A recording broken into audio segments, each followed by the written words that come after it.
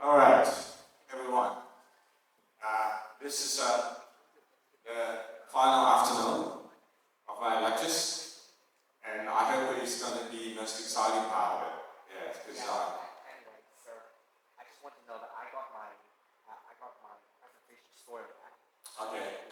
I just found out that it's not really like our entire group collected, but more individual. Yeah, that's fine. Yeah, it's individual. Yeah. So I ditched the whole idea of everybody sharing it. No, not like everybody sharing one. Yeah, it's an individual one. Yeah, and I got one for myself. What about yours? Okay, that's all I know. I'm gonna check with everybody else and let you know. Okay. Yes. And we have one from here, right? Yeah, internal medicine. Yeah. And it's too few. Yeah, we want to do more. And particularly female. You don't have a female student want to take on this talent too. I couldn't believe it. Yeah, honestly, I think there's way less people here than the last, the one in the morning. Yes, but they will be coming over. More will come. They have to. This is, if you are, after this, you are many people also signing up for the vaccine. Okay. Yeah, I just don't know. Maybe busy with some other classes, right? I bet they are busy with classes. Yeah. All right. It's like Yeah. the fourth year. Then let me ask a female student. What about this student in red? Are you happy to do a presentation? No, anything like that to do with our lecture. Yeah. What do you think about AI? You propose something, about IT or something innovative, you see. Which year are you in? A year one or? Yeah, year two is perfect. Just standing on the stage. If you don't have slides, that's all right. You just like telling, sharing. It's all about telling and sharing. Are you okay? Yeah, because we need one brave female student standing up. If you think you are as equally good as your male counterparts, now is your chance. Standing up and telling the rest of the class, yes, we are as good as men. Any of you would like to take the challenge? Still no? Because I don't want to force you to do something you don't want to do. It's not my style. Yeah. I want to present this as an opportunity. What about you? You are master student, so you're in the best position to represent the female cohort. Okay, I don't want to brag anything.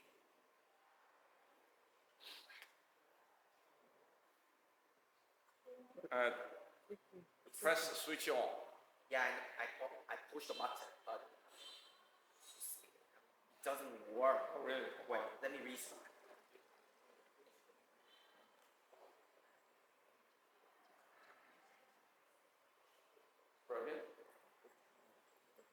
Maybe the battery is dead. No, it goes up like normal. I think it's disconnected. Oh, disconnected. Okay. Yeah, use mine. Okay, not to brag on anything, but I got my presentation done in about an hour after the blank sheet. So, if you've got the confidence, you could certainly come with me. Thank you, Tan. You've done your job. Yeah. I think it's not about time. Yeah, it's it's not a very honest, very demanding task. I think it's an opportunity. Do you know what I mean? When you're in a situation like this, if I were you, I would stand up and take the opportunity. Yeah. I was talking to you. Are you happy? You are Master Student International. Let's show the rest of the class. Women are as good as men. Both men and woman needs to set the game. Because Excellent. And finally, I think, thank you very much. Thank you very much. I think that's it. I think woman needs to push even harder. That's right, that's right. Yeah, I think, Like, Let me tell you, throughout history, especially here in Vietnam, like women have not been respected very much because of prejudices. But now that the prejudices are somewhat alleviated now, I think the women really need to use that to prove that they will never be the shadow, just in the shadow of the man for life. I'm not familiar with the culture in Vietnam, so I can't comment on that. Yeah, what I want to present is equal opportunity to both male and female students. Yeah. Do you know what I mean? So take it up as an opportunity. Yeah. I always think gender equality is very, very important. Okay? But this has to come from you. Do you know what I mean? Yeah, you are. If you are representing, you're a female student, you need to stand up. Here's the opportunity. If you don't take it up, can't, complain later on,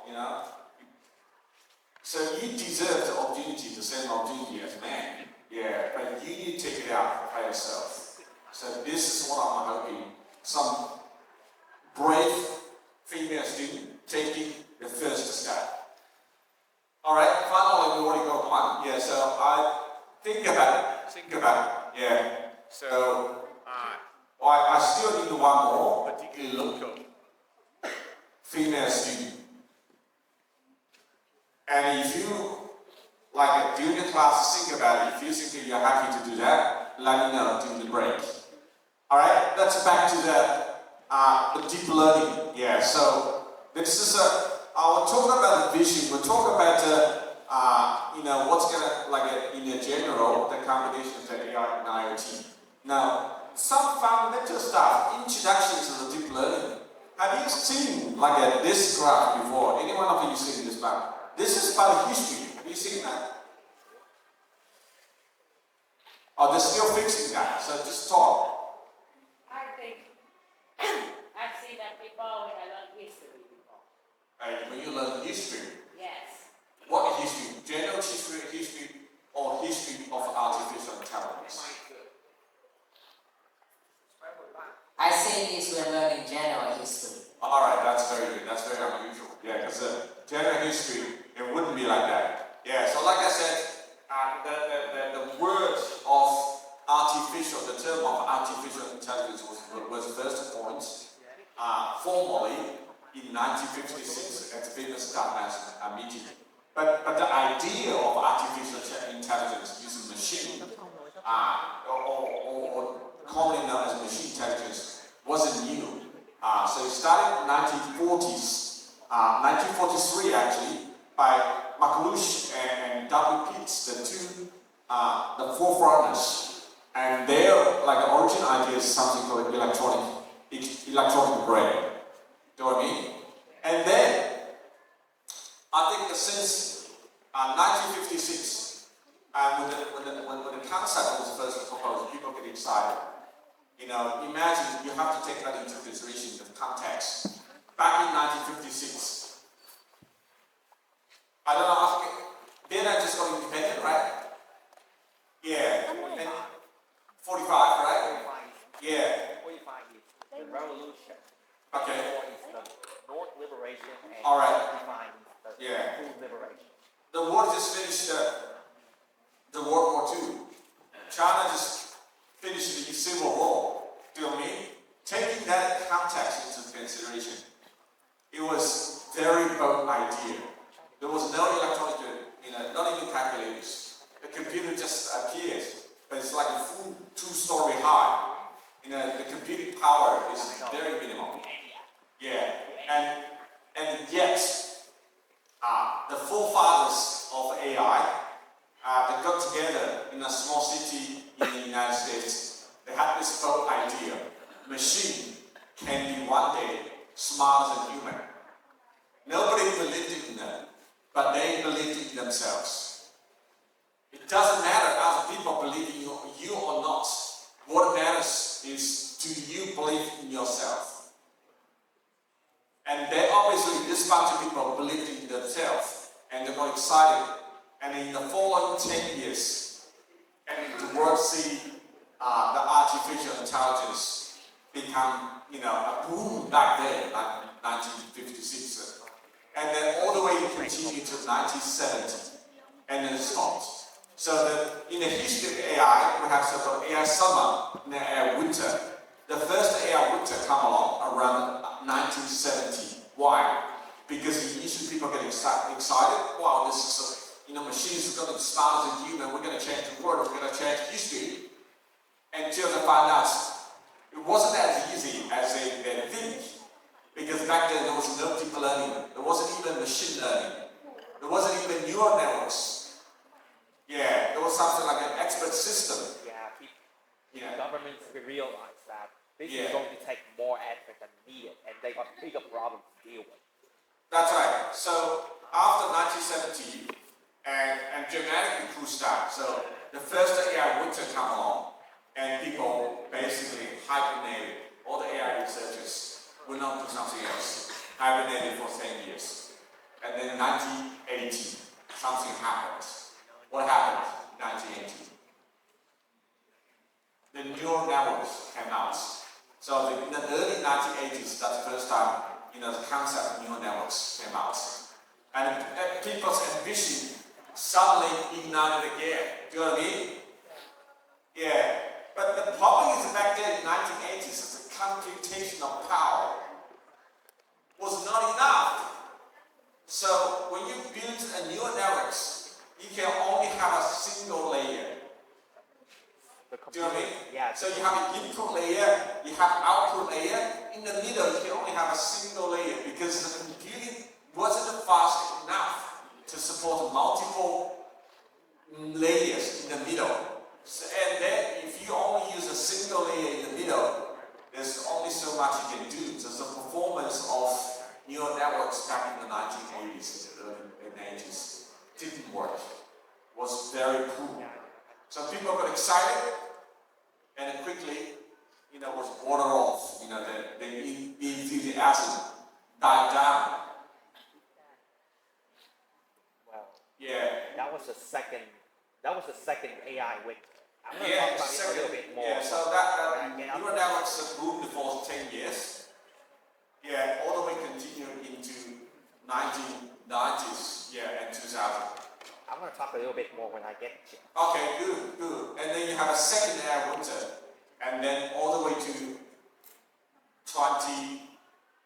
2012. I want you guys to remember this day, 2012. And who ignites the next AI summer? 2012. That's when the so-called deep neural networks coming out. Yeah, so previously you can remember you can only have one single layer, but now you can have multiple layers in the middle. You know what I mean? Now, so that makes the computation power, make your neural networks, much more powerful. So it's back to normal. But really, the AI summer, the most recent AI summer, took it off in 2012 because of who? There's one female scientist we got a sign for, and her name is Fei Li. Yeah, and she was one to drive the most recent, the kind one that you have trained. This is why I think, a lot of if you're a female student, Fei Li is a classic example. She was born in China and went to the United States at early age with her parents. And her parents were very poor. So she had to do two jobs, work in a restaurant, KFC, and her own tuition fees to go to Stanford. And after she became famous, he wrote a book to reflect early, his work experience in the United States. So I think that book is it's very inspiring, particularly for female researchers, female students. You should have a look. Yeah.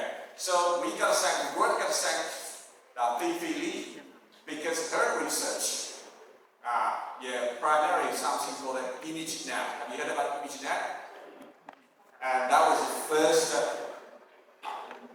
database. It's got like millions of images, and starting previously all the work is sporadic, but Fei grouped them into a single dataset is ImageNet, and that ImageNet becomes a competition. And the first guy who won the competition is the inventor of AlexNet, the deep neural network. Because previously, without using deep learning, everyone's using machine learning, and the recognition rate is only 80%. Any increase above 80% was extremely difficult. And then this AlexNet suddenly improving this by 12%. Now suddenly reaching like 90 to 93 based on future, facial recognition. You know what I mean? So, and from there on, AlexNet, and you go on all the different neural networks. And the time coming to 2022, the deep learning was dying down. And then Transformer came in with GPT. No, Transformer came early, 2017. Yeah. So despite the Transformer, in 1922, everybody thought another winter was coming. Because according to history, AI is always a 10-year summer, another 10 years. Everybody was thinking, including myself, maybe another winter was on the way. And something changed. Towards the end of the 2022, something happened. Changed the entire world. Yeah. Can you tell me? What happened? The release of the first version, public version of ChatGPT. OpenAI. After secretly working on the project for how many years? 7 years. For 7 years, because they were founded back in 1950s. For 7 years, they didn't tell anybody in the world what they were doing. Yeah. And then in the November 2022, and ChatGPT was released. And that changed the world forever. There will be no more AI winter from now on. Because I remember in the early January 2023, I was with Australian American leadership delegation to visit Stanford. We had a one-day workshop at Stanford University. And then everybody was talking about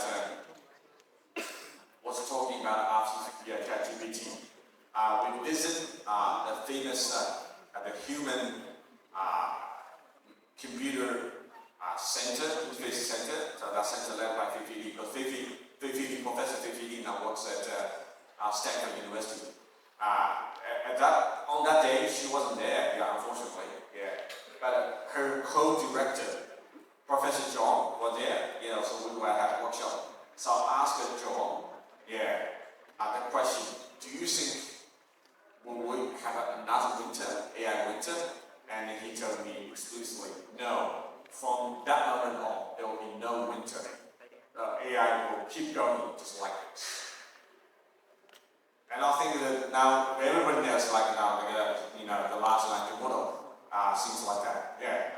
I think we have to pay tribute to ChatGPT because not only just Transformer. Transformer is one thing.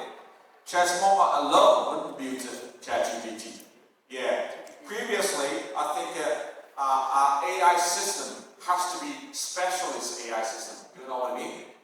That means for every problem, you need to design a specialist AI system. Yeah, so what you're saying is that this is the first general purpose That's right, yeah. So this ChatGPT showed us from AI, pathway from the AI to AGI. What's AGI? Anybody knows that? Artificial General Intelligence. What is the difference between AI and AGI? I think AI is only for the normal answers, whereas AGI is in addition to that, you generate things according to the prompt. Yeah, let me give you an example. AI is like your school teachers, right? Yep. You study mathematics, so you have a mathematics teacher. You study physics, you have a physics teacher, right? For every subject, you have a dedicated teacher. You cannot ask an English teacher to teach your mathematics. It doesn't work.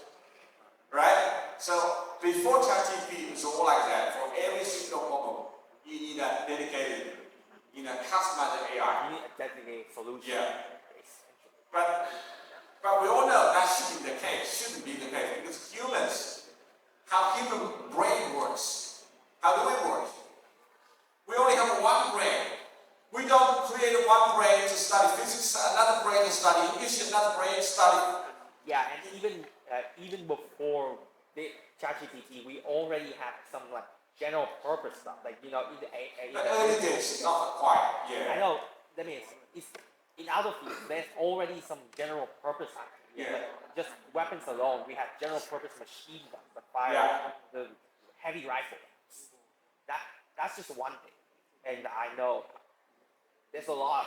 Very good. Yeah. So this is I think this is a surprise one. Yeah. So we are on the pathway from the narrow AI to the general AI. Yeah. It's like humans, and ChatGPT can answer any questions. You can ask a math question, you can ask an English question, you can ask a physics question, any question. You only need a single ChatGPT. Isn't that right? So that's called artificial general intelligence. Now we are on the way from AI to AGI. What's next? Next one is ASI. What's ASI? Tell me. Super intelligent. Sorry? It's not super Artificial super intelligence. Why is it called ASI? Because that's the moment machines are becoming smarter than humans. There's no stop. Because machines can train themselves every day, study every day, every single second. They don't need entertainment. They don't need to relax. Not like humans. You can't working 24/7, right? Machines can.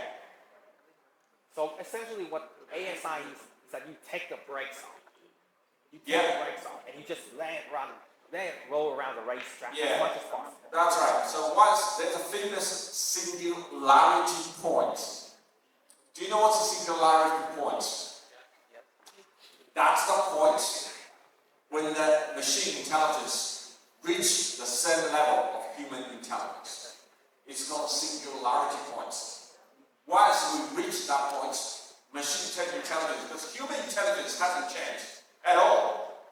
Do you know what I mean? Over 5,000 years in the history, or 6,000 years of the world history, we cannot say we are smarter than our grandfathers, right? Can we say that? I don't think so. If anything, we got worse in some part. I don't think so. Do we have a scientist now today is smarter than Albert Einstein? Smarter than Isaac Newton? I don't think so. So human intelligence doesn't grow at all, and maybe downgrade. Yeah. Do you know what I mean? Because what? Because social media. Because all the entertainment available. In the old days, in the old time, there's no entertainment. So people have to focus on study. But now it's YouTube, you name it. Yeah. It's TikTok. Yeah. A lot of young kids spend more time on the entertainment and the study. So human intelligence is actually coming down, I would say. Some of them might argue with me, but let's look at evidence. Isaac Newton was born how many years ago? 500 years ago, right? Do we have someone who say, I'm as smart as Isaac Newton now? I don't think so. Albert Einstein, he lived 100 years ago. Yeah. Do we have another one? No, I don't think so. We may have more Nobel Prize winners, but I don't think they're necessarily smarter than those our grandfathers. So the problem is that once we reach that singularity point, human intelligence stay flat, but the machines keep going. You know why machine intelligence keep going? Because they don't need entertainment. They don't need food. They can work forever. So they will training. So every day they improve themselves. So the machine intelligence will shoot. And the world becomes very dangerous. What's going to lead us to? That means in the future, most, if not all scientific discoveries will be discovered by machines, not human anymore. That means the machines one day, they will think humans, if I'm smarter than you, why should I listen to you? I will enslave you.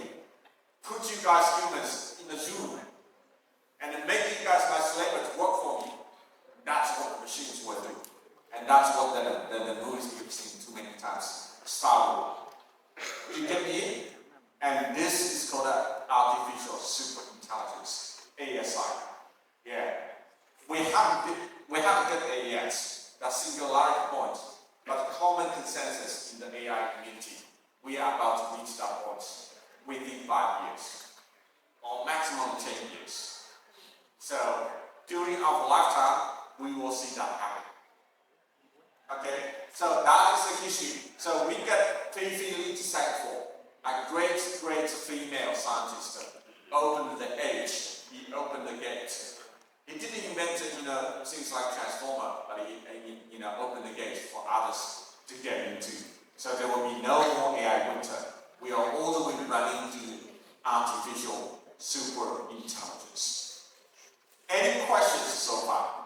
You need to understand history, right? When you study AI. Any questions? If no more, let's move on. All right. Then if you look into the neural networks, the fundamental building block of the artificial intelligence is so-called neural networks. Neural networks. What is a neural networks?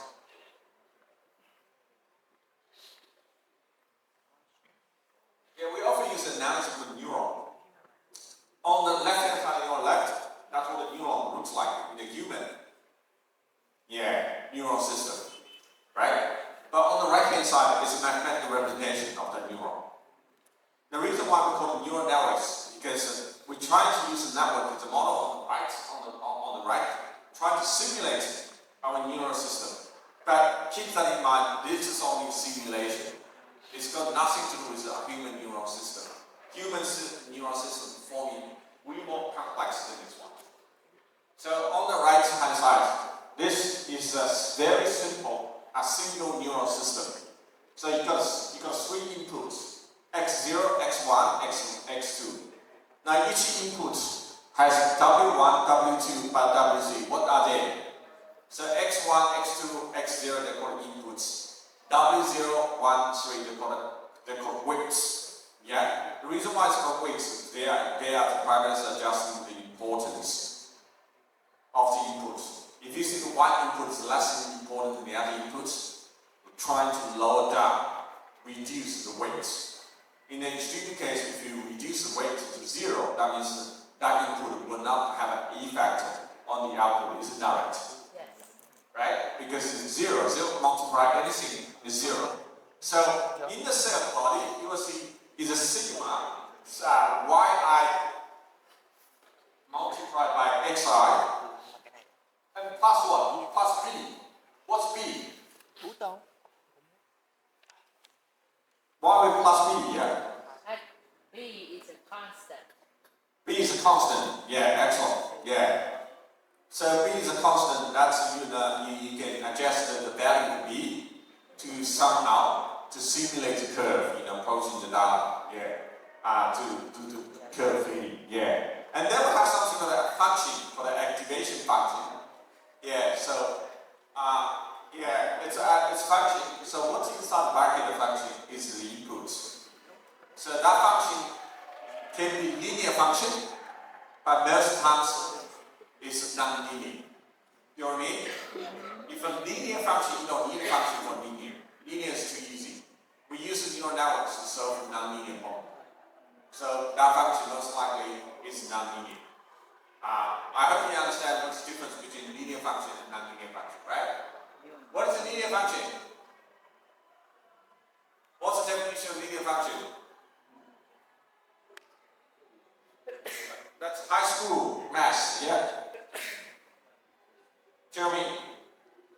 A linear function is a function which only go and advance linearly two dimensions, like x or y, whereas a non-linear function involves some more variables and expand into more points that we much more. Now,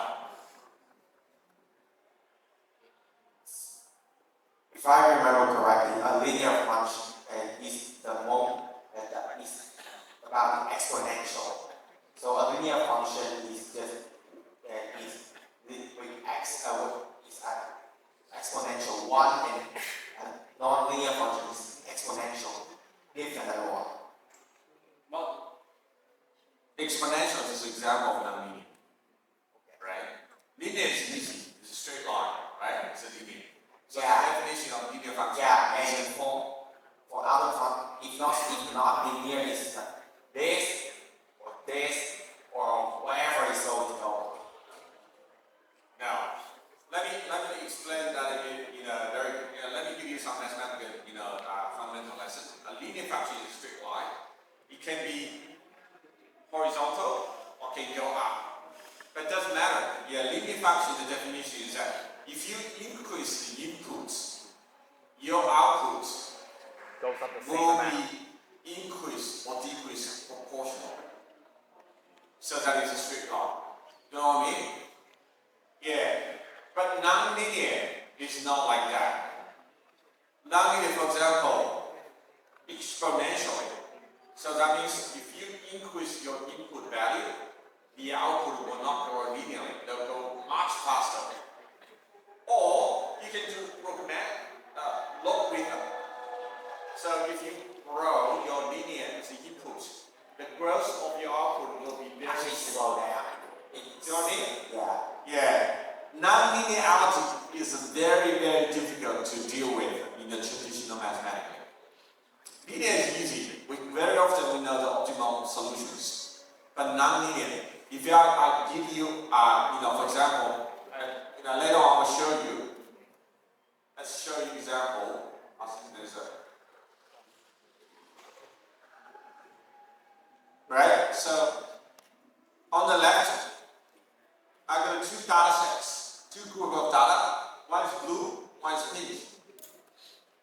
Can you draw a linear function, a linear line, a straight line, to separate these two regions? No, you can't, right? No linear function can separate these two.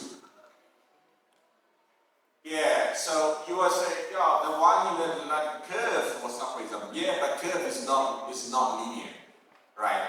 So designing a curve is extremely difficult. So what do? You can transform these two regions into a region in the middle. So you can use a linear function to separate these two. You know what I mean?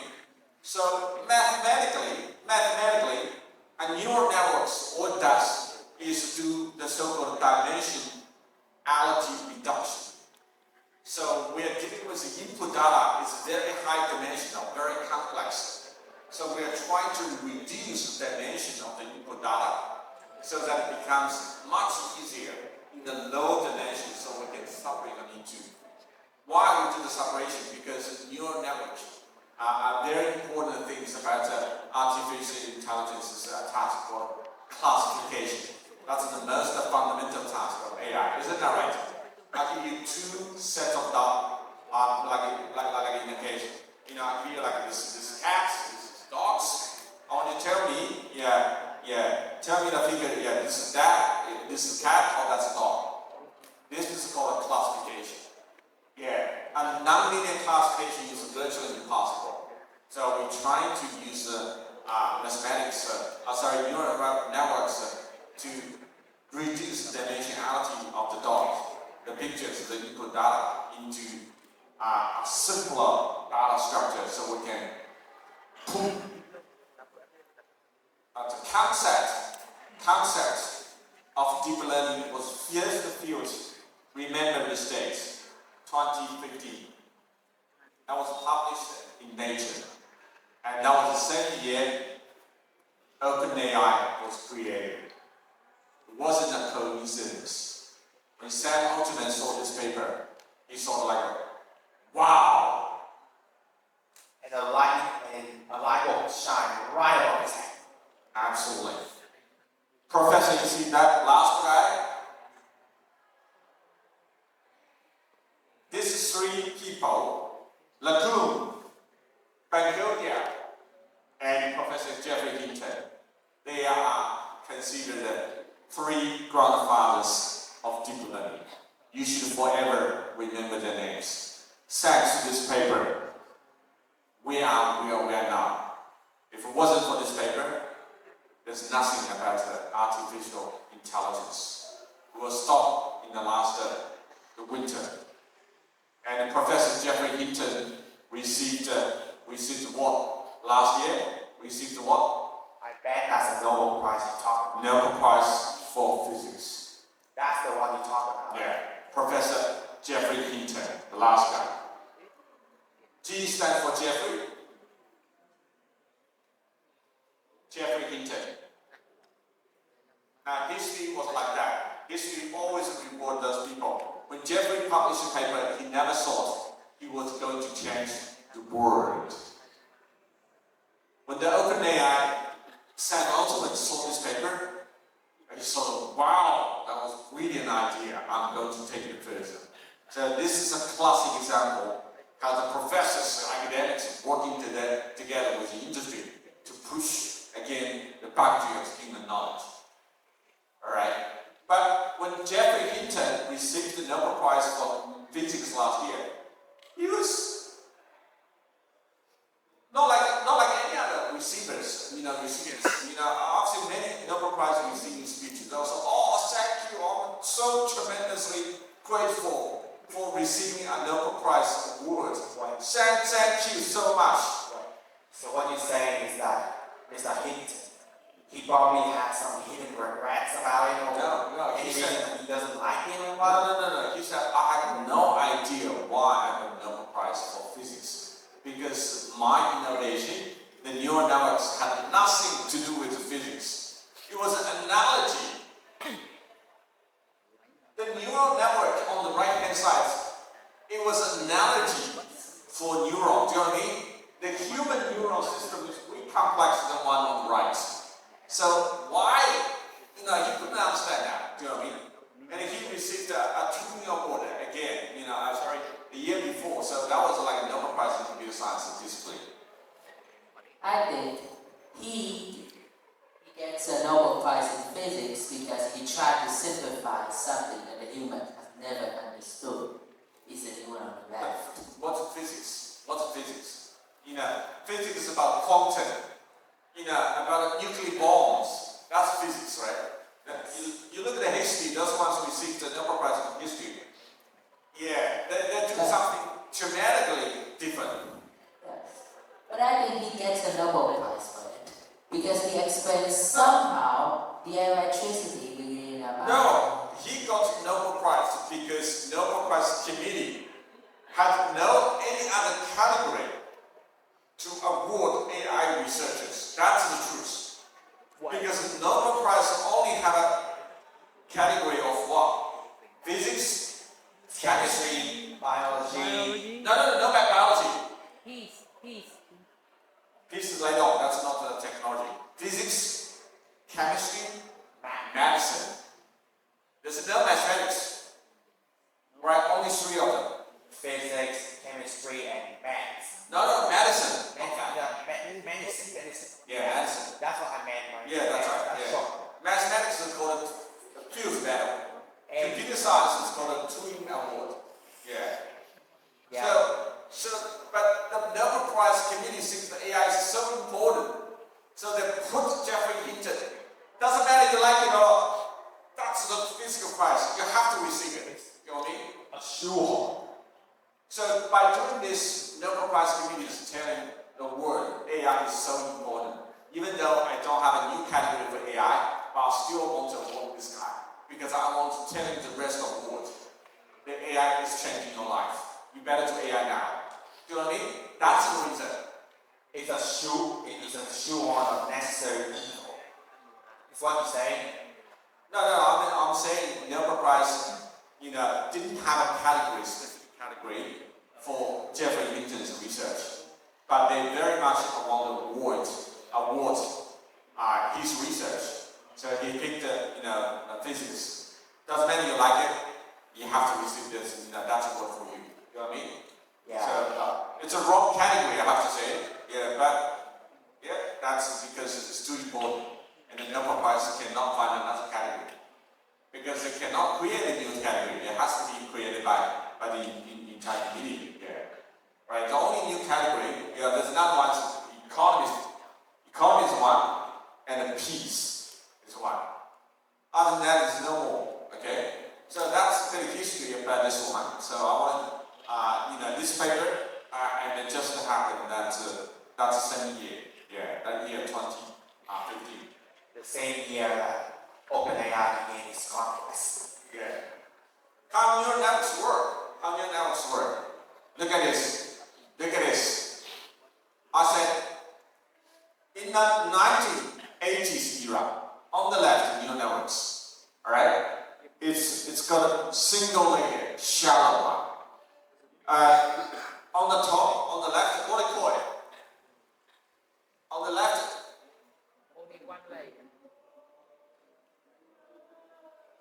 this one still doesn't work. Yes. It works here, but it's too bright. Yeah. So anyway, so on that input layer and output layer, you can only have a hidden layer. It's a single layer, so that's called neural networks. All right, or shallow neural networks. On the right hand side, you got an input layer, you got output layer, but you got many different layers. So if you have more than one, middle layer, that's called deep neural networks. That's the difference, right? The only difference is the number of layers in the middle. All right. So what it can do is once you increase the number of the layers in the middle, magic happens. Look at the left. Left is a picture. It's an input. Anybody can recognize this guy? What is it? George Washington. George Washington. So if you input George into your neural networks, the output is one. The output of the neural networks will tell you that's George. Right? So this is how neural networks works. So all the connection in the middle is the secrets. Now, how do you figure out the middle connections? Now, first you're gonna figure out who connects who. Which node connect to which node? And second, what those weights are. You know what I mean? Alright. The first typical one is called a convolutional neural networks. This is how convolutional neural networks works using computer animation. Do you understand what it's doing? It slides a window. It's a sliding window. It's called convolutional neural network. It's one of the very early, powerful. It's called CNN. That changed forever. If you use a mobile phone, how do you open your mobile phone these days? And someone just That's the other side. Ôi, ôi, ôi, ôi. Có gì không diễn ra ở bên kia? Hình như người ta đang tập trong buổi about or just outside the door. outside. Outside, outside. It's outside. Somebody is doing. Can someone go to outside and tell them, be quiet? Well, it's not concert. Probably because tomorrow we have Can anyone do me a contact favor to go to outside of the door? right and here. Be quiet. Some. Hold me the Do me mic. a favor to go outside and tell them. I never betrayed you. No, go outside. Tell them.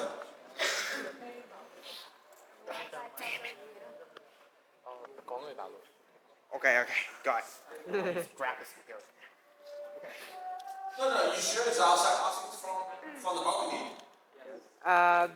Probably on the second. Hi guys, up there. We're having lecture here. I think we're louder than you. Right? Yeah, I got a speaker and I think we're louder than you. Yeah. Anyway, yeah, so let's continue.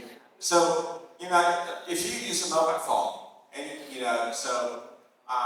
10 years ago when I used my mobile phone, my first iPhone I bought, how do you open my mobile phone? I use password. Right? I think back in 2010 something, or 2012, something like that. I use my password. And one? The face. Facial recognition. How do we make the facial? You know, everyone now is so happy, so you don't have to like put in the password. You know, show the face, and then immediately open up your mobile phone. What's the secret behind that? At first, it learns about the unique parts of the face. No. I'm asking you a simple question. What is the secret behind the facial recognition function on the mobile phone? When you register in the face, it learns attribute. Yeah, but what kind No, of it's already written this one. Convolutional It's neural a networks. different It's underlying technology that powers, facial recognition these days. At least in the early days, yeah. So it's a convolution. So what you see is inputs. There are 3 inputs. Some of you might be confused. Why do I have 3 inputs? It's an image. It's pixel based. Why we have 3 inputs? Now this is 3 inputs is only one single image. Why is 3? Because each pixel in that image is how many bits? But call that. No. The famous theory RGB. Or YUV. Yeah. Depends on your color system. So that's RGB. Alright? And then you got a filter. W0, W1 in the middle. What does it mean? Those filters are the cores of the core, C-O-R-E, the core of the convolutional cores. So what they do, they extract so-called feature from the input image. Alright? So, and based on the outputs, they do the convolution, extract feature. So what you can see, the output is what compared to input? What is it? What can you see about the output compared to the image? Compared to the input? It is smaller and there is only 2 outputs as opposed to 3 inputs. Actually, it's smaller. If I were to use a mathematical language to describe that, what should I say? The effect of the neural networks is actually what? To reduce the dimensionality of the input, isn't that right? The dimension of the input is much higher than the dimension of the output. So you can see the dimension of the output is much smaller. However, because we carefully design the filter W0 and W1, we keep all the information, essential information from the input image. Do you get what I mean? Yeah. Yeah, it's like a but coffee is so famous, right? Yeah. In Vietnam, a condensed coffee called espresso. Have you tried that? It's such a small cup, but it's so strong. All the flavors compared to big cup, right? They capture all the flavor, and that flavor is called feature. If I give you a big picture, right? Image, input image. A lot of information in the input image is actually redundant. You know what I mean? By using neural networks, we can extract those critical features and put it in a small output. The small output, because the dimension is much smaller, so it's much easier to analyze. That's the whole point of neural networks. Do you see what I mean? Yeah. So, for example, when it comes to facial recognition, you don't recognize each point in my face equally, right? You recognize me because of some critical points in my face. That is my feature of my face. We say an actress is beautiful. Not every single part of it. There are in a human face. There are 32 roughly critical points determine the human, what the human looks like. Do you know what I mean? So this is what is important when you extract this information and then analyze only a small amount of information. That process. So spot the marks and use it to identify the person. That's right. Yeah. And that process is called feature extraction. Yeah. And consider as like a condensed version. the file size is a lot smaller, but the key information is kept. Does it make sense? Yeah. Sounds like something Excellent. Use mathematical terms. This is called dimensionality reduction. So don't be like often many textbook papers, they start with a very like a mathematical idea or dimensionality reduction. And my students all get confused. I say, don't worry about it. Go away with this so-called dimensionality reduction. It's all about reduce the dimension of the input data. So the data becomes smaller, but it's condensed, but it gets all the information, so it's easier to analyze. That's what it means. So, but if you ask the mathematical people, they will come up with all this, jargons, confusing. But I want to, my explanation, I want to, don't be scared by those mathematical jargons. Yeah, you need to understand the first principle, what the physics is behind it. Any questions so far? Any questions? Thanks. Fantastic. So, get it out. All right, no more questions. Image recognition. All right, we've got a number of the tasks. When it comes to AI, so image recognition is number one task. Yeah, like I said, when it comes to AI, there's a few fundamental tasks. Recognition. I'll give you an object, can recognize that's human. Yeah, and I want you to guys recognize in the image recognition, there's a huge development. AlexNet 2012.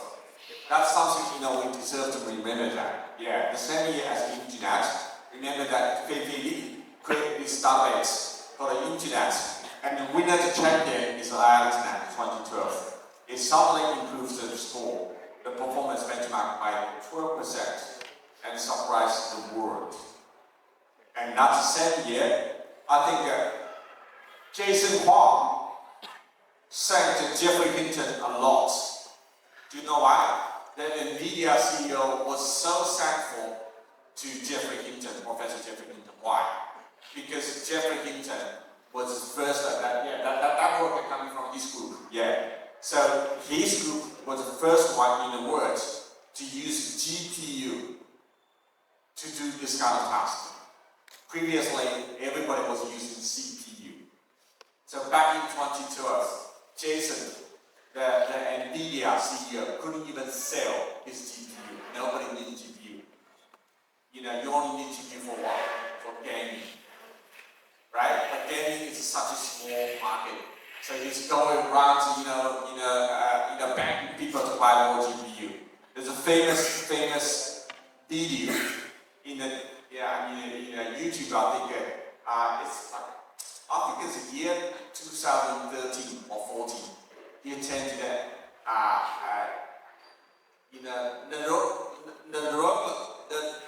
what's the Chinese brand? Lenovo. Yeah, Lenovo, the computer. Do you know that? Yeah, Lenovo. Yeah. So this, the Jason Huang attended the annual conference in Lenovo. Yeah, and it was backing the CEO of Lenovo to buy more GPU from NVIDIA. You can imagine Lenovo is nothing now compared to NVIDIA now. And also Xiaomi. Xiaomi, the CEO of Xiaomi. He's not a celebrity in China. And previously, Jason Huang was so backing Xiaomi, to buy more GPU. But the world changed. World changed quickly, right? Now everyone's backing Jason Huang to sell more GPU. Yeah. So this Jason Huang has this guy to thank for, Professor Jeffrey Hinton, because he was the first one to say, "Wow, we can use GPU to train neural networks." Previously, only the gaming people using GPU. All right. Yeah, this is famous AlexNet that changed history. Yeah. So this was published in the top ranked conference, AI conference called IPS, ImageNet classification with deep neural networks. So ImageNet, that's what I want to talk about. ImageNet, I want you guys to memorize this word. This female scientist, PTIT. Yeah. So a lot of work behind that. He was a beauty academic. All these brilliant academics, they publish these papers for free. Do you know what I mean? They give out their intellectual property for free. And the company like NVIDIA took them. Company like OpenAI took them and make a huge amount of money out of it. Which is quite alright, but we should never forget the contribution did by those brilliant academics in the first place. Let us don't forget about them.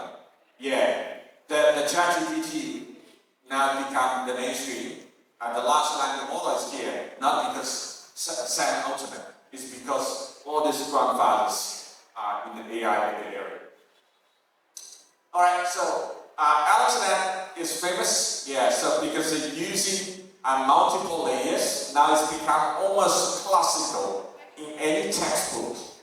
Right? You got max pooling layer, max pooling. Pooling means sharing, yeah, put together. So all you do is trying to reduce the input, the dimensionality to very small, yeah, relatively outputs.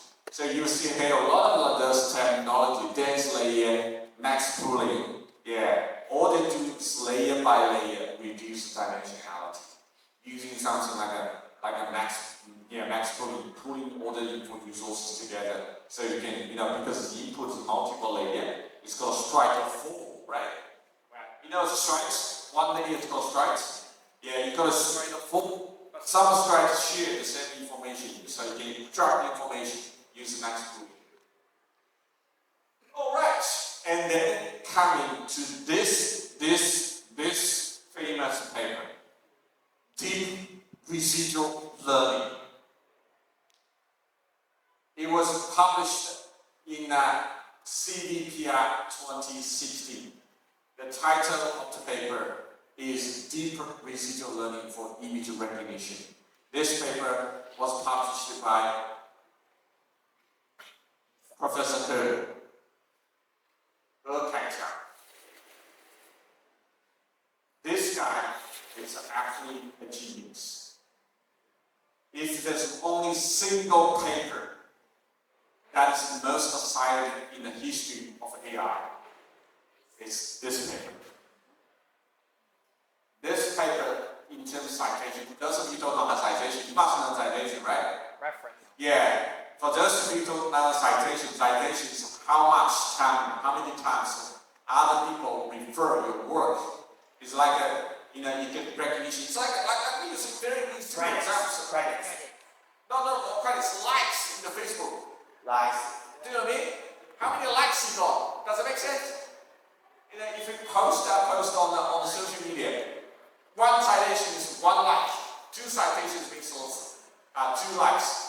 Who's got the most number of likes in the history of AI so far? Tell me.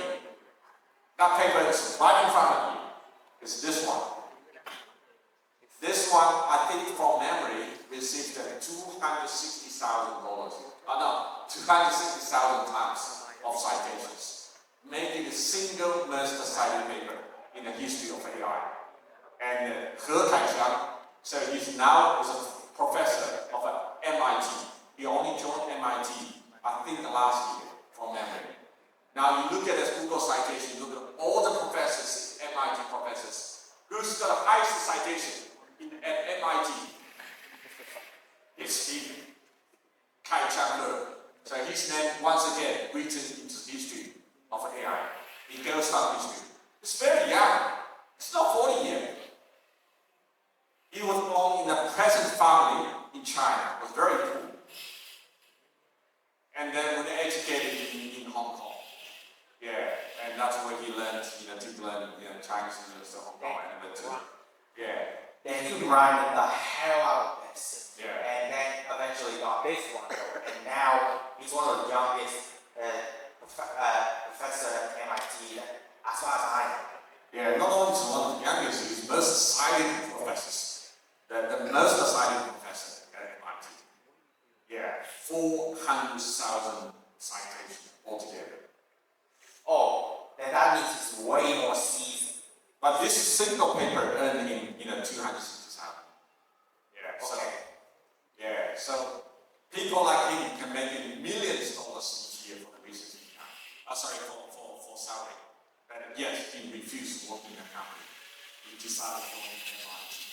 There's so many companies in China want to attract him to work for. Going back to China. And he decided to become a professor at MIT. Yeah. So we should be thankful there's academics, they really give up their knowledge, their insight for the betterment of the mankind. It's very, he lives a very modest lifestyle. The salary at MIT is how much? Yeah, $200,000, $300,000 most. It's not that high. If he joins a company or create a company, it can be the same as Richard has said on. You know what I mean? Yeah. So the history are being created by papers like this. The reason why we enjoy such huge success is because of paper. The idea of this paper is extremely easy, simple. You might think, oh, such a highly cited paper, such an innovative idea. It must be very complex to understand. No, it's so simple. This is why in the research there's a famous saying, beauty is simplicity. Do you know what I mean? The simplest solution is the most beautiful solution, most accurate solution. The beauty is simplicity. Yeah. So all this stuff is called residual learning. So he used, if you look at this, there's multiple layers, the weight layers. So his idea is, rather than go through those layers by layers, there's a shortcut from A directly to the output. That's all. That's why it's called a deep residual learning. But the magic is that you worked so well. When people look at this, whoa, what kind of idea is that? I can have this idea. Too simple. Many people can say that, but he was the first one to propose that, and it worked so well. So, yeah, Professor Wei Xiang, he's got a very small number of papers. He doesn't have to publish a lot of papers. It's probably like less than 20 papers. People like me, like 100 papers, I feel share. Do you know what I mean? It's only got 20. But each one of his paper attracting minimum like 100,000. 50,000, if not 100, minimum that kind of citations. Whenever he publishes a paper, and then everyone in the world in the AI community studies. Because we all know he doesn't publish normal papers. Every single paper he writes is classical. Right? Yeah. Yeah, so it's this kind of things, he becomes a legend. Yeah. If we say 3PD opened the door for deep learning, and Wei Xiang will become a hero on this, yeah. But none of them run the Nobel Prize winner, Jeffrey Hinton did, because he was the forerunner. So all this work is improvement, but actually the foundation work of the neural networks were laid by Jeffrey Hinton. Yeah. So that's the signifies the importance of the propagating from 0 to 1. That was the most difficult challenge. Any questions? Now this work is very important because they're all leading to something called face recognition that forever changed the way we live our life. Isn't that right? Yeah. Yeah. I had a PhD student doing exactly the same thing. My second PhD student back in 2013. I didn't realize it was neural networks. We were working on a traditional machine, mathematical problem. Mathematical method. The accuracy was 80%. Any further increase was impossible by mathematical. You know what I mean? Yeah. Now imagine if you design a human recognition system, feature system, only 80%. That's not gonna be enough. Can you use it? No, you can't, because anyone can pick up your mobile phone, they can get into your mobile phone. That's not enough. Yeah, no, they said, how much is enough? Tell me. How much? Then it needs to go at 95 to be genuine. No, you need to be as good as human eyes. So what is the recognition accuracy of human eyes, every human eyes? Tell me. I think the current recognition rate is around 98%. Roughly 97, 98. I would average human eyes, we recognize out of the 100 people, we can recognize around 97. We make a 3% mistake. So any commercial image recognition, if you want to be commercialized that, you must reach minimum 97.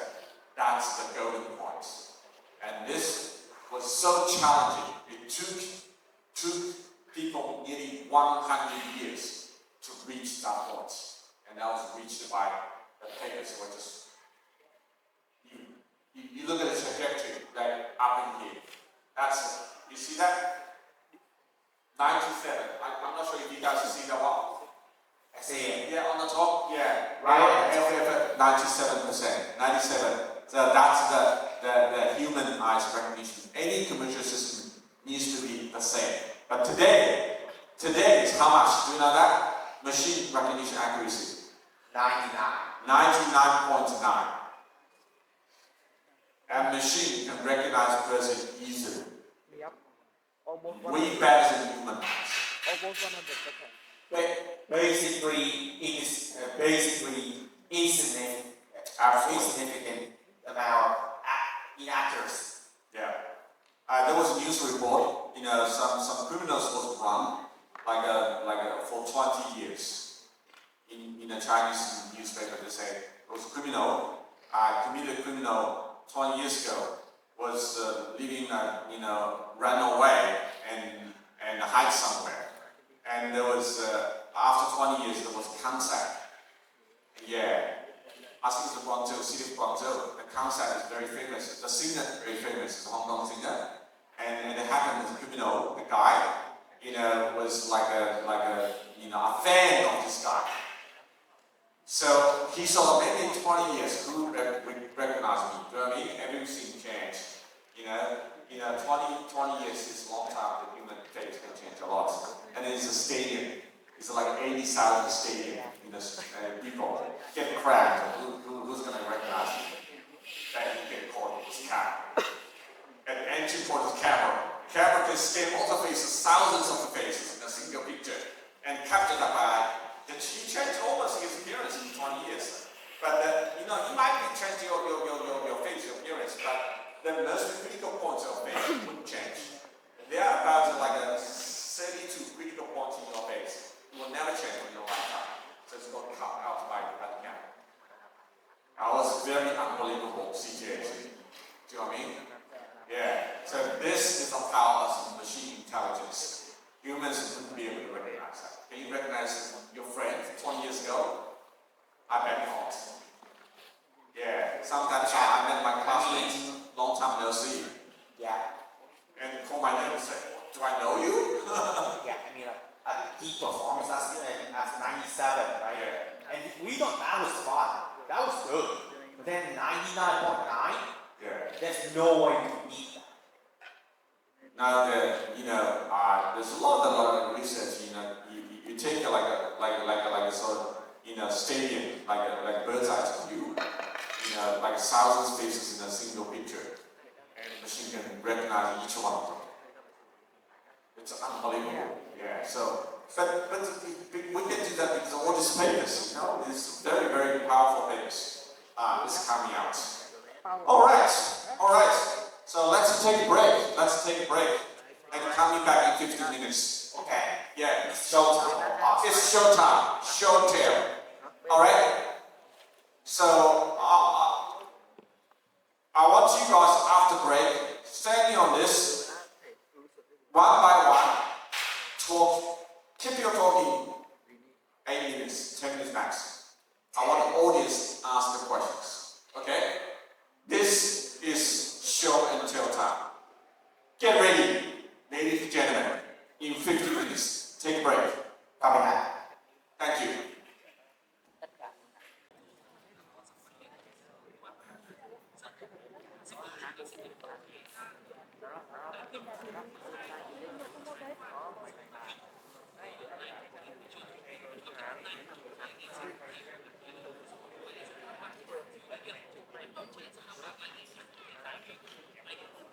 All right, we will have the first one. I'll do the introduction.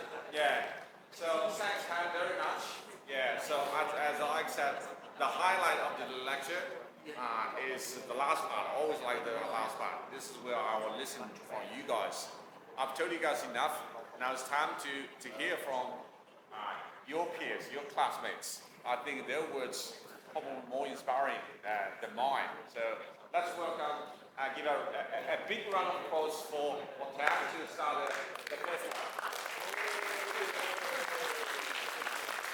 Just really short, maximum 10 minutes. And now I want a question from the audience.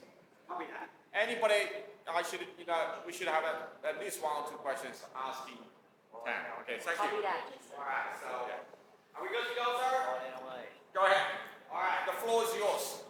all right. So today, here we go. Này, mic này. Thắng ơi, Thắng, mic này.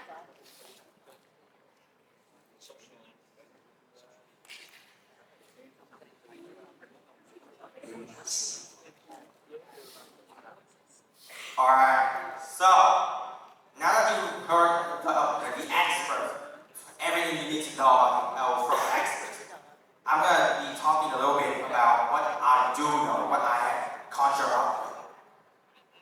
So, artificial intelligence, it seems like a really convoluted stuff, especially if you haven't got through the work, but I got a couple of things that I want to talk about. So, there are many different definitions for the dummies.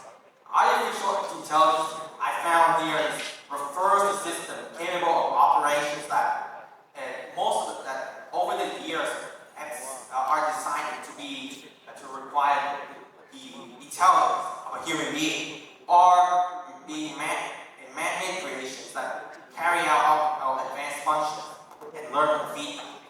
But then there's also a couple of other definitions. There's the learning assist for machines, which is when meant for machines to learn from large data sets and apply the knowledge to improve their performance. This is what you will most likely hear on recommendations, personalized recommendations, or video game computer opponent battles.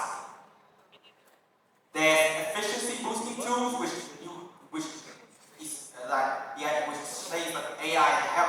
AIs help automate tasks that require higher repetition, that are physical, that require a lot of analyzing data, or that takes a lot of effort, and that would be demanding, and that's going to cut costs and time down massively.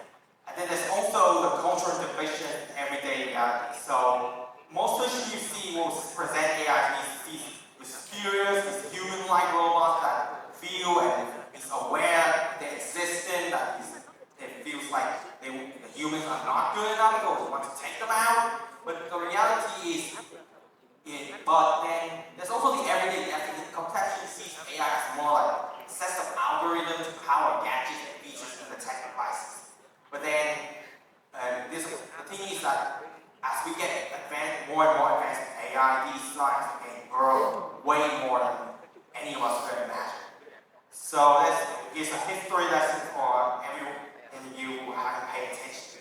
So the idea about artificial intelligence has been harking back all the way to the 40s, like the experts is a waste.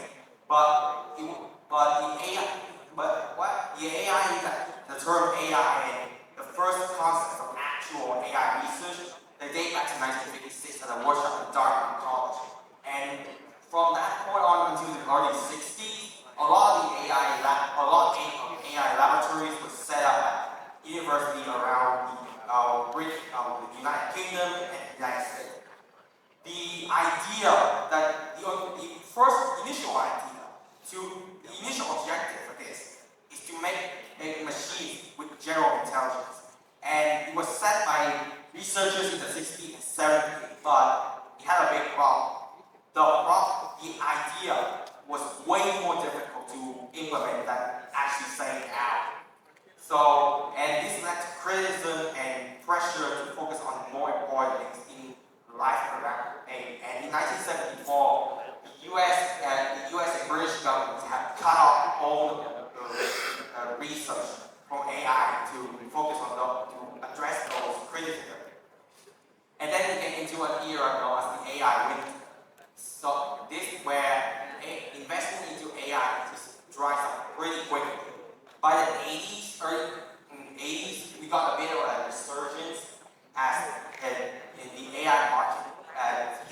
$1 billion in value. And Japanese fifth-gen computer projects have inspired the US and UK governments to get back. But in 1987, another AI winter came in, and this one lasted a little bit longer because the lift machine did not make it through. Now, the big reason why this happens, the two winters happen, is because a lot of research at that point use symbols for mental objects. And this approach has faced some doubt, and then we got leading to researchers to replace it. This all culminated in the revival of connectionism and the emergence of neural networks that we talked about starting in the year 1990. And then that's when we got from that point on, a little bit, and eventually into the rise of atomic ashes of the winters. So the AI slowly got back on the reputation that it once had for the winters in the late 90s and early 2000s as formal mathematics began to be used to solve specific problems. Then deep learning came out in 2012 thanks to some very important people I'm sure Mr. Wei has talked about. And it took over and it dominated the entire field. But it's also during this time that we start to hear some concerns that we are hearing a lot about today about this time at this point it was about fairness and technology based use, but as we're about to find out, it would get even more wild. So, and then we come to the AlphaGo AlphaGo's victory against the Go World Champion in 2015, and the emergence of ChatGPT 7 years later, and that kickstarted the AI revolution. But the amount of investment came into the industry was for some reason not enough to overcome the fears of the technology arms, creating the AI smart enough to take every single one of us out. And that stems from the science fiction work, but things got way ever more relevant as the AI started to show up in really dangerous ways. So the benefits of AI are pretty self-explanatory. The potential is immense. And you only need to look at DeepMind's AlphaGo victory against the World War Champion 2015 I just talked about, and ChatGPT, but also 4 years before the ChatGPT came in, OpenAI 5, something that also came from OpenAI, defeated the 2018 Dota 2 International Champions, OG. And in these situations, it's shown that AI's potential is very high. That's versatility. And I'm saying that because pretty much everything human can do, and a lot of things human cannot do for physical or ethical reasons, you can use AI and space technology to either carry out entirely or at the very least enhance it dramatically. And with technologies like edge computing, AI can operate extremely quickly as the process is done on the device instead of over the cloud, over the network, whatever. And then there's also a prediction here that AI is going to be the backbone of all future revolutions on anything. Because of the development and capabilities that every revolution from now is, regardless of purpose or scale, is going to be heavily reliant on how AI and AI-based systems are constructed specifically for the ideas.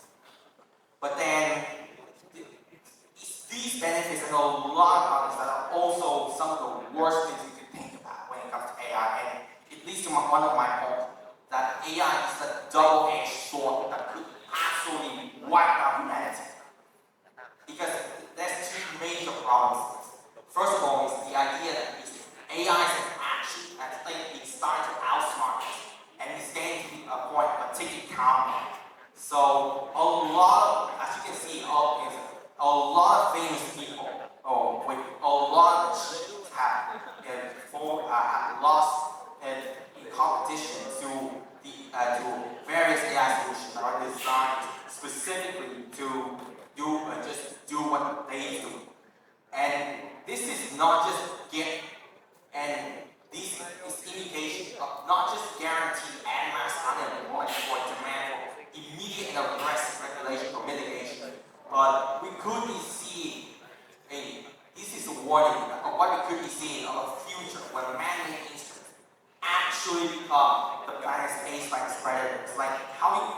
how the world was pretty much engulfed with machinery in the matrix. And then there's ease of access that could make AI tech fall to the wrong hands. This is a I'm going to be referring, this is a I'm going to be referring to the Manhattan nuclear bomb project in the World War II. And the outcome of that project has shocked the world with 2 nuclear bombs dropped straight onto Japan. And the nuclear arms race that ensued afterwards, it nearly engulfed the Earth with radiation, turning it apocalyptic wasteland. And what happened? I said this because this is the exact same situation right now. The world is right on the edge with the AI. One actor with nefarious intentions, or let's say someone who is bad enough they could and want to rule the world with AI, or somebody who is sick enough they want to commit suicide and take everybody else with them. I think if they secure the tech and use the need, they without strict regulation, upheld fully and unconditionally by everybody in the human race. We gain into an unoverthrown tyranny or something, or everybody is going to die. At some point. So here's my suggestion. The first thing is that we need to regulate the development of AI. For me, the AI development needs to set a clear goal, whatever that, and a clear goal. And once that goal is achieved, iterate on it, but do not move the goals too far and not too fast. And do not develop very at a rapid pace. That's what I'm talking about. Then there's establish strict licenses specific to AI applications for open source software, but get rid of every single proprietary AI we got. Like AI solutions, they need to be seen and deemed by AI solution needs to be seen and deemed by everyone to be safe for the sake of human life. And this is a problem because proprietary AIs can easily self-develop or be developed too hard. So in my eyes, they need to be restricted. But then there's also need to be strict license agreements that's specifically made to properly address the implications of AI, and it must be overseen meticulously by fully unbiased permissions and the general public. This is going to help us get bad actors away from accessing such dangerous ideas. And then we need to redirect AI development back to improve human quality of life within the reasons. So instead of developing AI to make yourself rich or to do something sinister, we need to try to spot gaps in human development that conventional methods haven't occurred yet, and focus AI development on filling those gaps or benefits.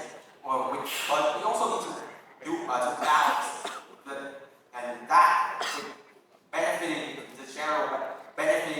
generally for the species. And this one is very important. The last one is even very important in the future, to raise awareness. Education needs to be focused on not just the ideas of AI and how to use it, but you have to teach how to use it responsibly as well. Lectures, insights, practical experience, directed content, everything, they need to be utilized to get everybody to know that AI can be dangerous and be extremely dangerous, and we need to avoid them as much as they can. But we also need to make sure that AI is still a core part of life with as much of its benefit as we can deem acceptable. We cannot go back to the era before AI anymore. I don't think. But doing everything we can to keep it under control is going to help. So that's all what I'm going to say. It's a pretty short talk, but I hope I give you a little bit of information from what I see. And now I want to see, anybody have any questions? Question time. Excellent. I'll get the. No need. I don't want This one is out. Wait. Okay. Still works. Yeah, okay. So what do you got? I think, what if the co-sustain or be what they have. And also about how can the government and the people make the plurality human body and not the riches. Well, that's why I said that we need the committee needs to be not just a fully unbiased people, but the general public also needs to watch at every single one of the movement that they make. And I don't know if you know this, but it's not just but humanity has when humanity has to deal with a common threat, a threat that would be that everybody deems that people could deem to be way just everything and anything personal. They could all rally. They could all work together. They could all do things, stop miraculously stop the disasters that could that otherwise would happen. Like I don't think the whole these situations where the entire human race team up together and stop the machines from enslaving them forever in like the Matrix or some of the similar situations in our fiction is our fantasy. I think those came from strong, not just from science, but also from the belief that that makes us the apex predators. Thanks, Tam. Let's keep it short. Yeah, so I think that I was very thankful when you opened it, you had a very good opening. Yeah, so I can see your talking is primarily back to your thoughts about the future of AI. Yeah. I think that let's keep that in mind. I like what you said. It's double-edged sword. Yeah, but let's not be frightened by AI. Do you know what I mean? Yeah, there's still like a lot of the researchers and countries working together to make sure AI is aligned with the human values. Yeah. So we're not that dangerous. So I think we should more let's have a look at all the board side of the AI technology. So any other questions from the audience? We got very good questions. I want another one. Can we do another questions from the audience? Yes or no? Anyone? Got one. Oh, there's one. One more. Okay. I'll come to you.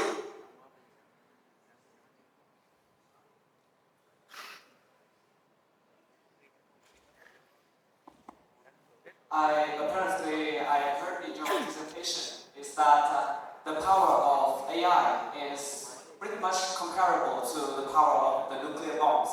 It is driving the humanity to an edge. So I want to ask specifically, which action we can do to the AI to turn the world upside down, just like the nuclear bomb? Like how can the AI affect us directly? Yeah. Okay. So it's a fair question, but I think you may not have been paying enough attention to the part of Mr. Wei talked before I came along. And the thing is that we are now the development of AI has been through the ordinary phase, traditional AI, into AGI, artificial general intelligence, where things get more general purpose. But the one where things could really turn upside down is when ASI came in, the artificial super intelligence. Once that comes in and breaks the singularity point, that is the peak of human intelligence, that's when things could really get nasty. Excellent. Thank you so much. Again, Tad. Yeah, so let's give Tad another round of applause and appreciate the example he said. Yeah. Excellent. All right, so let's next one. Who's next? Marcin? Was uploading, right? Yeah, so okay, he's already on stage. Excellent.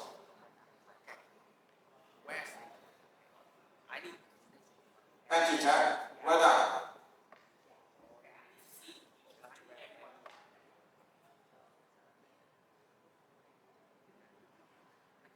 Are you ready? I'm ready. Just a moment, I need to prepare my screen. You got your slides, right? Yeah. Excellent. Can you start with your name, introduce yourself, and a major, and year? Yes, How you doing? So, good afternoon, everyone. My name is Bingo, and you can call me Charlie. I'm a senior student here in ITT and major in artificial intelligence. Today, I'm very honored to be one of the few students who give presentations about AI application, talk about how AI has and could change our life in the near future. And the one that I'm going to introduce you today is called AlphaFold. Some of you may have heard about it, and for those of you who haven't, this is why I'm here, so let's get started.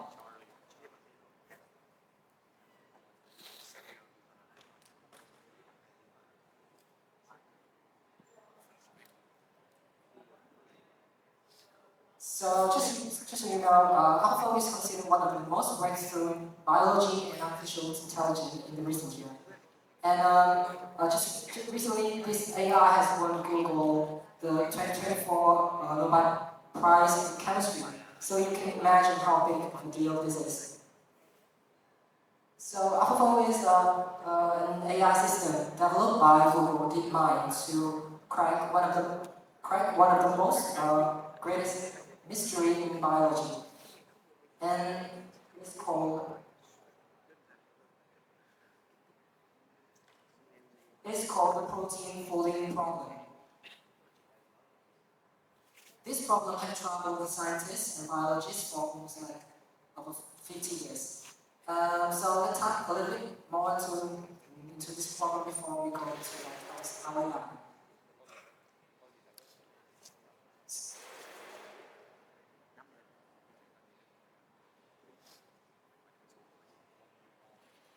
So first, let's talk about protein.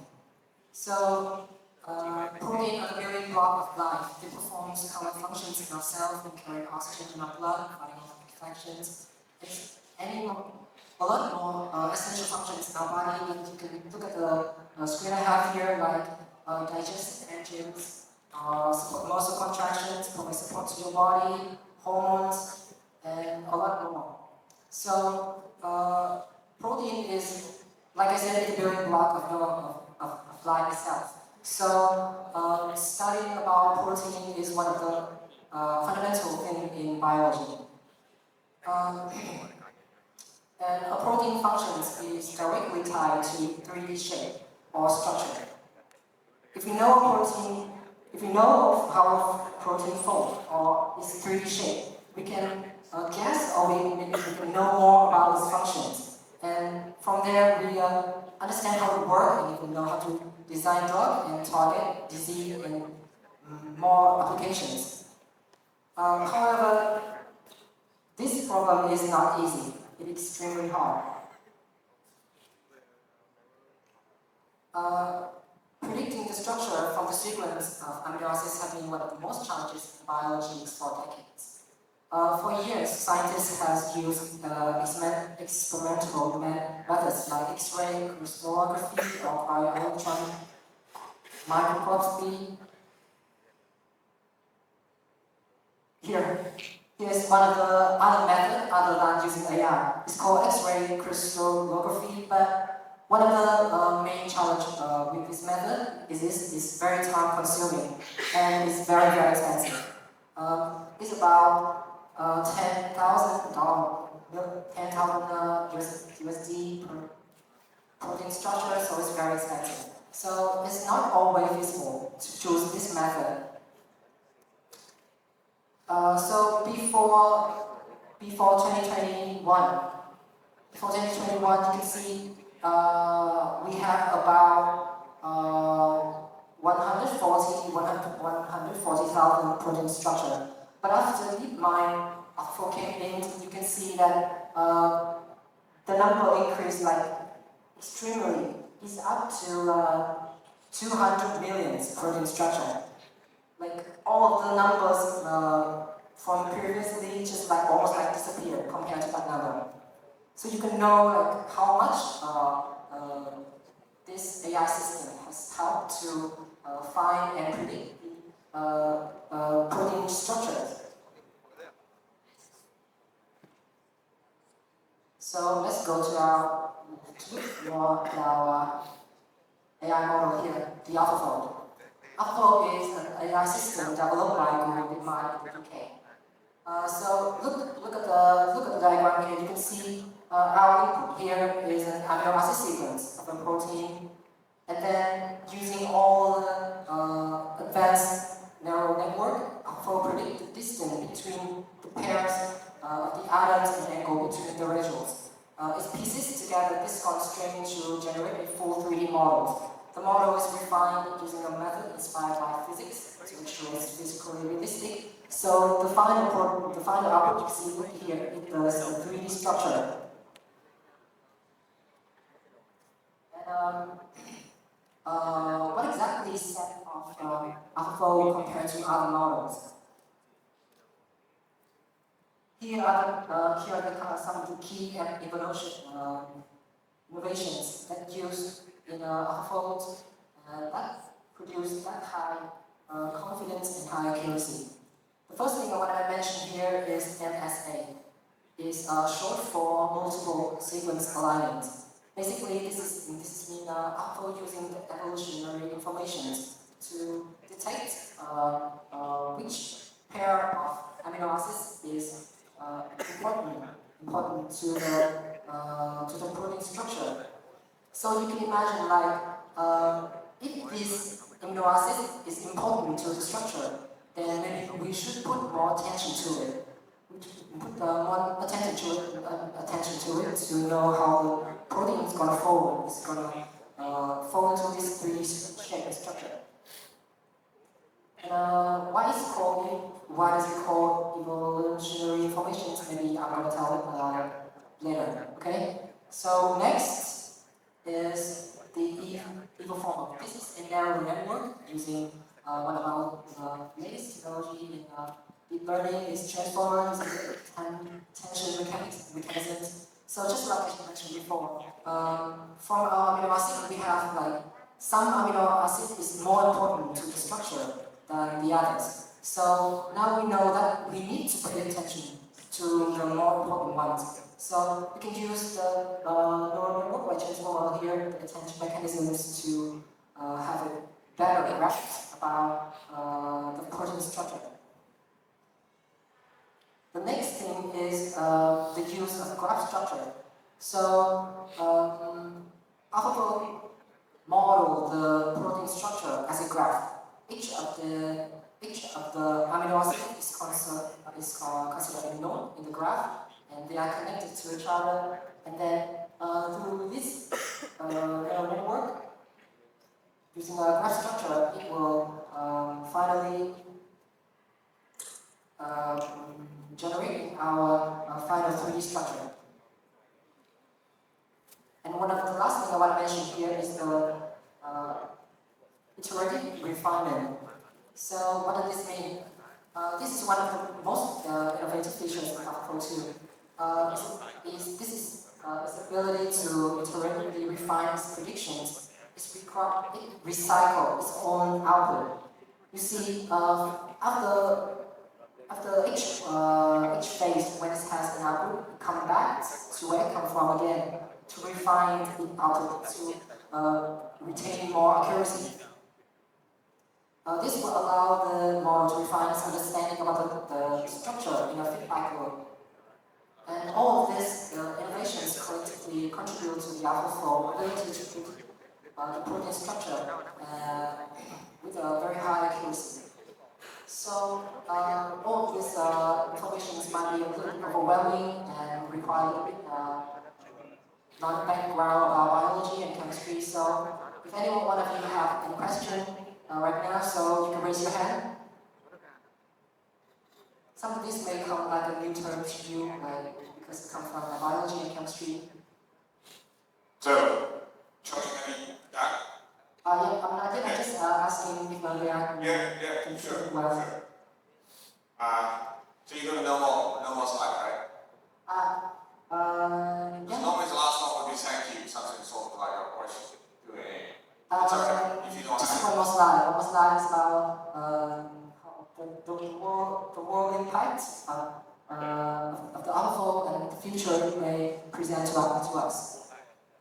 So just as I mentioned before, the AlphaFold is used to predict the protein structure, and this is an enormous help to the biology domain.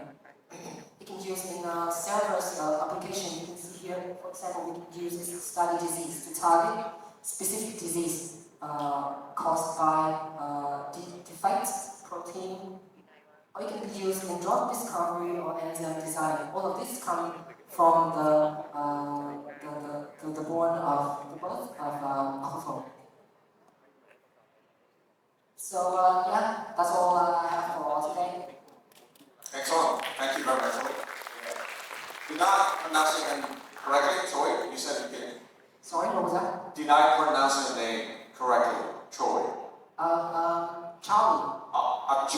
Okay, sorry, my apologies. Charlie. Yeah. Not Troy. Yeah. Charlie. Yeah. It's I have to say this is a very interesting topic. I find it. Yeah. I find this very interesting too. Well, that's what we do. Australian Centre for AI and Innovation. I found, you're year 2, right? Year 4, right? Yeah, I'm seeing a student. Yeah, so it sounds like you're considering a research degree, right? Yeah, I do. But it's not in biology. This is just like bio interest. No, but there's a lot like AI for biology. Yeah. Yeah, you heard about the Jason Huang, the NVIDIA CEO said what? In the TikTok, he said, don't study computer science, study biology. Why is that? Why are you saying this? As a CEO of one of the largest IT company, he's telling the world, don't study computer science, study biology.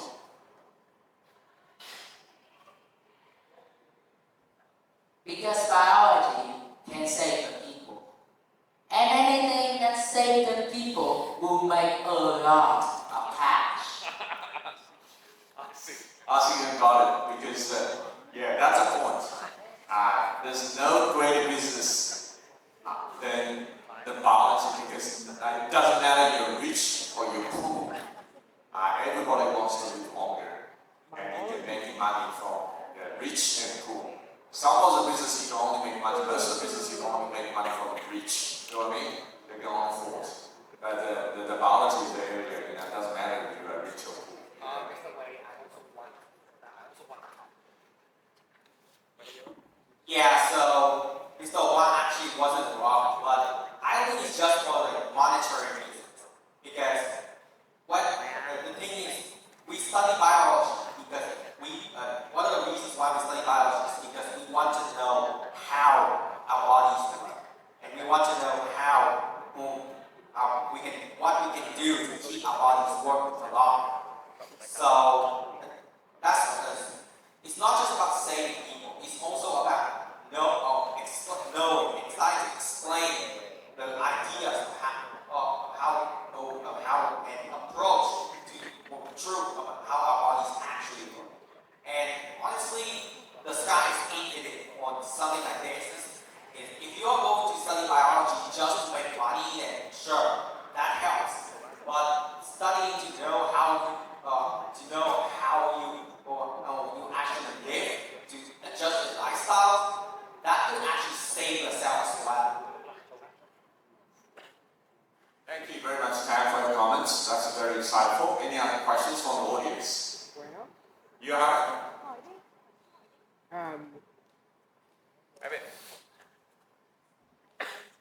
standing up. Yeah. Actually, I don't have any question, but I need it to classify all of biology, what we need to study. And because of the benefit of biology, there's a dedicated center for biology held. And in thinking, maybe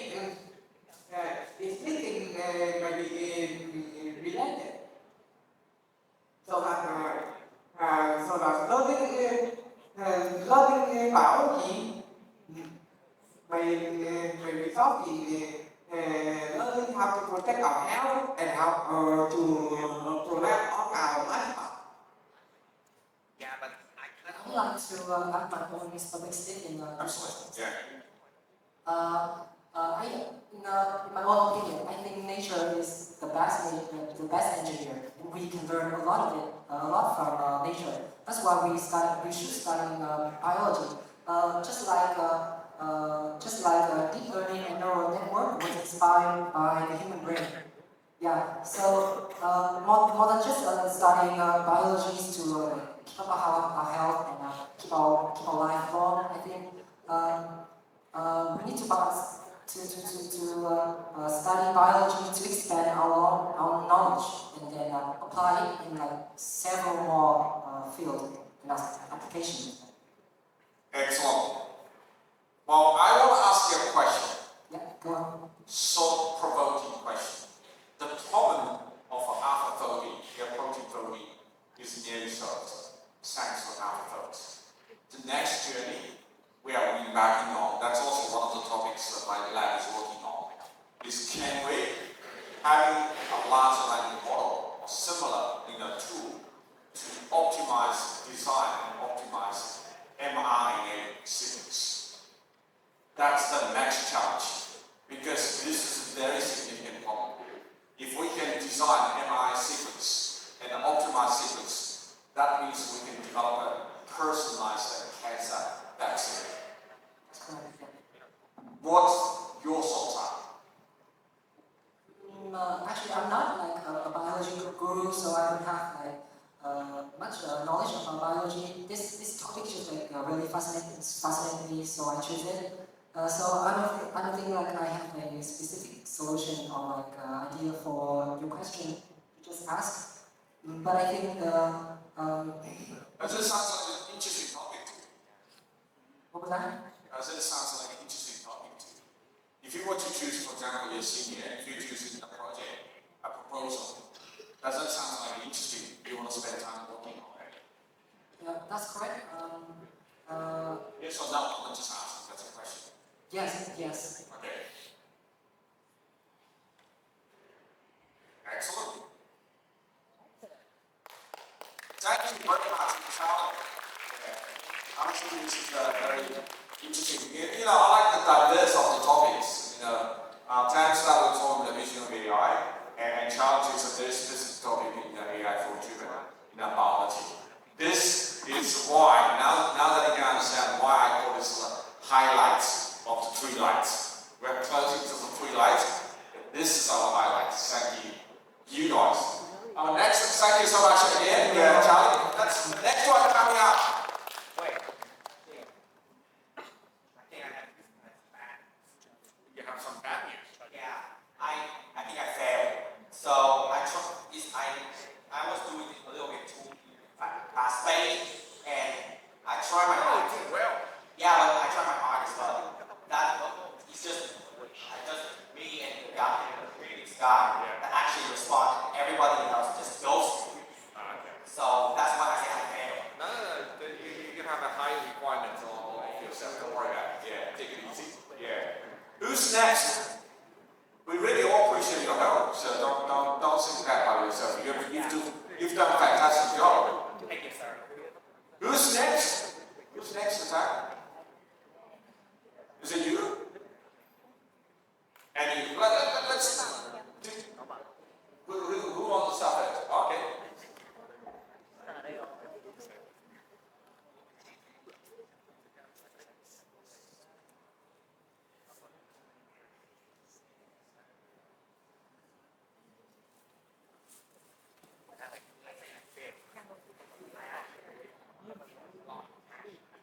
Okay, good afternoon. So, before we waiting for him to get started, my name is Jafari, and I'm working with the government, and I'm doing my master program here in PTIT.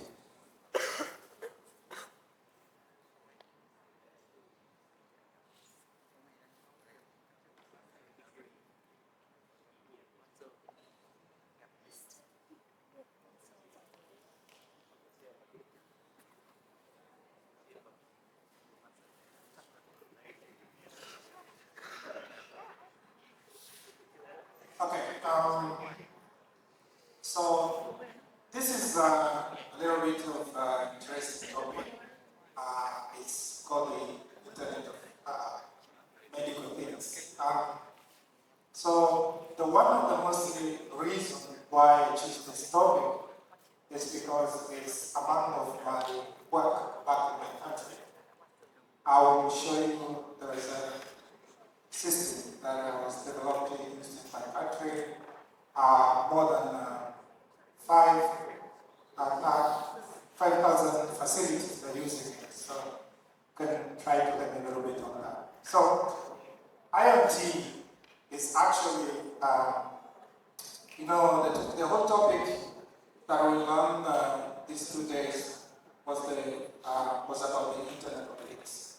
So there is another topic which is all about the Internet of Medical Things. So in the Internet of Medical Things, actually we tried to have this collection of medical devices and applications that we can communicate with each other in the network so that we can send different information. Some of the information would be important for the patient, and also I will try to distribute some of the categories. So one among them is in-home. So in-home, you see that there is a medical Internet of Things that can be used in homes to monitor the heart condition. And, actually, we saw some of the experience during the COVID, where it was a little bit challenged to visit for the facilities. But you can see that there are some of the important, we call vital signs, that could help service providers, especially health, in order to attend those patients. So you can see important vital signs like blood pressure and maybe some temperatures. So if there could be some devices that could be used, for example, the blood pressure monitors. We see the smart bed inhalers. So this one could help because the patient who are actually with some chronic conditions, because there are some patients that they would not able to go to the facility. Another one is wearable, and this is a little bit more famous because nowadays a lot of people, they are using the Apple Watch, fitness monitors, so which actually is a consumer level. But these devices are collecting data, so this data can help, especially in the whole medical thing. So also there is a medical grade, for example, devices for continuous glucose monitors.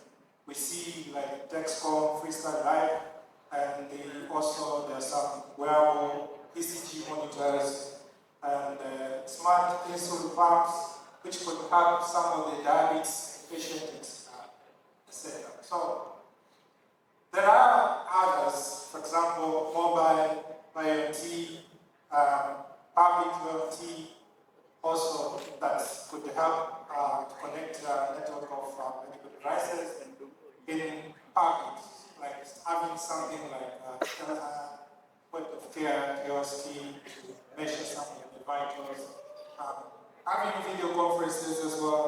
So there is a lot in hospitals. So this, all the categories in the Internet of Things, especially in medical, it could help us to save people's lives. Right? For example, there is a system like remote patient monitoring.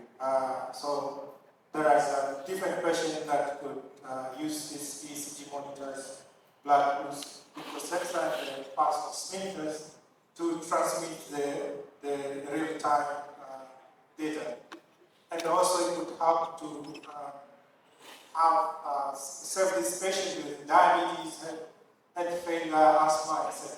And also it could be the better or to reduce hospital visits and based care. So another thing is could help also in smart medication management.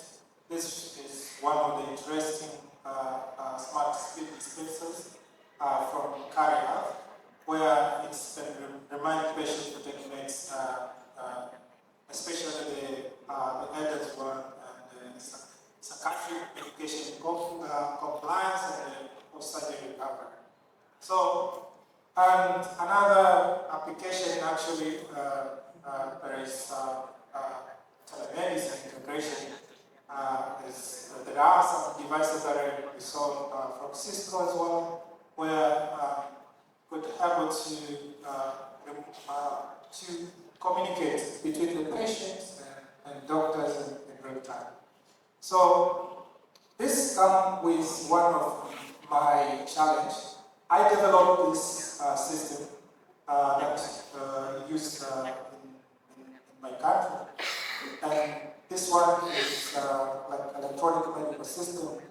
And actually, as a cloud, it has some modules. For example, I have TB in the networks, NATO patient. So the whole process of consultation, it could be carried out by using the system. But the challenge is on how can we integrate those parts, or can see that in order to collect this data from IoT devices, there have to be the integration part. So this is among of the integration that I use. I developed from the open source called OpenIM. So the OpenIM, it can act as a gateway in order to streamline all the operations. So you have the web systems that are collecting data from different points, and you have also the gateway that you can rely on open source. And then having all the data, then what? Now it's come to the point of artificial intelligence. So this was the problem before, but now it seems like an opportunity. So an opportunity for the software developers to use some devices, for example, the IoT devices like Arduino and Raspberry Pi, to create some backend services and front-end services that could allow this merge. Why? The area is big, actually, but there are some parts that we could not forget them. For example, there's a lot of things that there's the 6G and there's a lot that are going on, but they need a lot of investments, more than maybe 5,000 USD. There's a lot of investment that are needed. Maybe we see some of the work from Professor Wei, but the number, the amount, it would not be reasonable for some of the implementers, especially if they want to come to help the community, what to do. Then to rely on what is available. So as a PTIT, I know there's a lot of developers, there's a lot of machine learning experts. So there is a part of leveraging what is available, but by using the available resources, right? Like some resources that will not need a lot of budget in order to implement it. So that's why I call it is an opportunity. Opportunity from the universities and academia also to try to look on the some of the development that can also reach out to the community. So from there, then I see there is also initiative from the big companies. For example, when you try to go to check with the Web AI conference, you see different investors, different companies, different big companies, they try to see how to leverage the resources that are available on our devices. For For example, by using the actual CPU that we have, by using maybe some of the NPU that we have on some of the devices, and even more, trying to change some of the available system. For example, like Chrome. So, you know, there's a lot of systems that are running the Chrome, right? So they're trying to make a Chrome also to run some of the ML models. So you see, there's a lot of flexibilities available, and so that everyone could be able to join this innovation age. So at that part, we come to the artificial intelligence. In artificial intelligence, there's a lot. We see from the history, and also we see from the different categories: computer vision, natural language processing, reinforcement learning, the improvement of different models from DeepSeek by leveraging only from reinforcement learning and having all these major changes. So there is the power of having all these connected together. So in the Internet of Medicine, there is a lot of challenges, especially because you want to solve the problem to the community. But in the bright picture, there's also some of the available technology that you can be able to utilize in order to solve the challenge. So, thank you.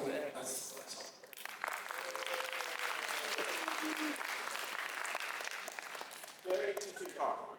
It's a lot of like I've seen that second talk actually using AI for medicine. Yeah, so any questions from the audience?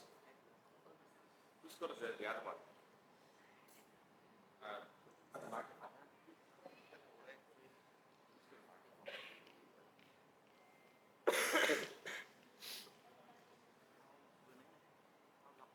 Who's got a second microphone?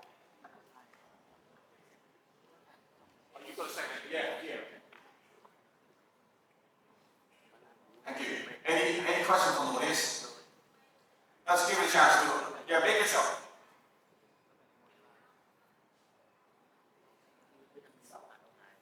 Hello, I'm Ben, and I'm the first year student of the computer science major in PTIT. I want to ask you something. When you talk about allowing everyone to embrace it, you talk about them using Chrome. But the truth is, not everyone uses Chrome because of some controversial things you have to do. Some of them use Brave, Liberable, or Firefox. How you said you want to endeavor and it is only for Chrome. What would you do with it? Forcing everyone to use Chrome and Windows altogether, or just give them a choice if the one not using Chrome gets a web service? Thank you. That's an interesting question, actually. So, based on the what is available on the web, we see there is a lot of transformation. A lot of these companies, Chrome, Mozilla, and other different web browsers, they changing the infrastructure of what was available, what was the old way, and what is coming. So, if you try to check from the web AI or what they were trying to say, the integrated, they're working together now. These different companies, these big companies now, they're working together. They try to solve the solution together, because the rest of AI, it doesn't need to stand alone, right? So there's one also, you remind me, there is also one very important thing. I remember the CTO of Zoom, he came last time in PTIT, and he shared... CTO of Zoom? Yes, CTO of Zoom. He shared that he was working with Microsoft, and in the among all this work, he shared that there is a collaboration that is going on. So, despite of having these different companies with different agendas, different vision, but there is a collaboration that is going on because the AI is merging them together. So that's why everything that is going with Mozilla, the same thing that is going on with Chrome. So, for example, if you go to your Chrome and you write Chrome/GPU, you will be surprised. You see a lot of metrics that is there. And when you go to Mozilla, they have the different ways of allowing you to use the same architecture, but in a different way as well. Yeah. So. Thank you very much. Yeah, this is fascinating topic. Let's welcome our very last speaker, our female speaker, onto the stage. Are you ready? Also, you said you will be doing that. You change your mind? Oh, that's a pity. Yeah, I'll help you again. You sure you want to do it? Or even if you say you don't have a slide, just say something. You know. You sure? This is an opportunity to prove, like I said, the women students are as good as males. That's always I want to do. In that gender, I have a great respect for women, and I think the female students deserve the same opportunity. But I have to say a bit disappointed. Yeah, the opportunities are not being taken now. Yeah, but anyway, we can do what we can. We try to very best, and I think this is still a very great success. To my concluding comments before I dismiss you. I know it's 5 o'clock, it's close to 5, and many of you all want to go back to your dorm, get on analysis, but I think it's very important to reflect what we have done in these 2 days, and I have some take-home messages for you. My summarized take-home message, number 1, is AI is here to stay. We need to embrace that. I want you to remember, there's a lot of scary story out there. People thinking, AI is killing, it's taking people's job. But don't be afraid. Embrace AI. It's not the AI taking humans' job. It's people who know how to use AI to take the jobs of people they don't know. And the second, for those of you, working into most of your study in relation with IT and computer science. Yeah, so this is your best chance. You are living in a golden age to reap off the benefits of AI. So I want you guys to think about AI alone is not a good direction. If you just treating AI as your own major, I don't think it's unless you are as good as OpenAI. So it's a much better way to combine AI, apply AI to a discipline that you like. For example, like what we do in the Australian Centre for AI Medical Innovation, using AI to cure cancer. So that's my second, take-home message I'll mention. My last one is I think the international collaboration is extremely important. At the university environment, we all need to learn from people in a different background, different culture, different race, different ethnic groups, and also different genders. And I hope in the future career, you keep that in mind. You'll encounter I've delivered lectures all over the world almost. Japan, South Korea, China, Indian, and here's the thing now. So I think in the future, teamwork is extremely important. Now that we have a ChatGPT to help you, so the knowledge side probably not as important as teamwork. So if you want really do a very good job, be successful in your future career, learn how to collaborate, learn how to work with your teams. Okay. So finally, my first time in Vietnam, I really enjoyed my time here, and I love the country, I love the people, and particularly I love the time spent with you and working together with you on this journey. And I said to the director of the International Centre for Internet Education, I think that we, as a La Trobe University, not only need to do the teaching collaboration on 1, 2, Part 2, and we also need to do research collaboration. So hopefully in the future, the two universities will have more chances working together. And one chance to come along is in July, middle of July, we are running a 3-week internship program in my lab, Cisco lab for AI and IoT. So you will get a chance to spend 3 weeks in Melbourne, immersed in the AI-related projects. So I'll forward information to Professor Tu and Scala, who is sitting there. So welcome, you take advantage of the opportunity, and hopefully see some of you in Melbourne. Thank you so much. Have a great time.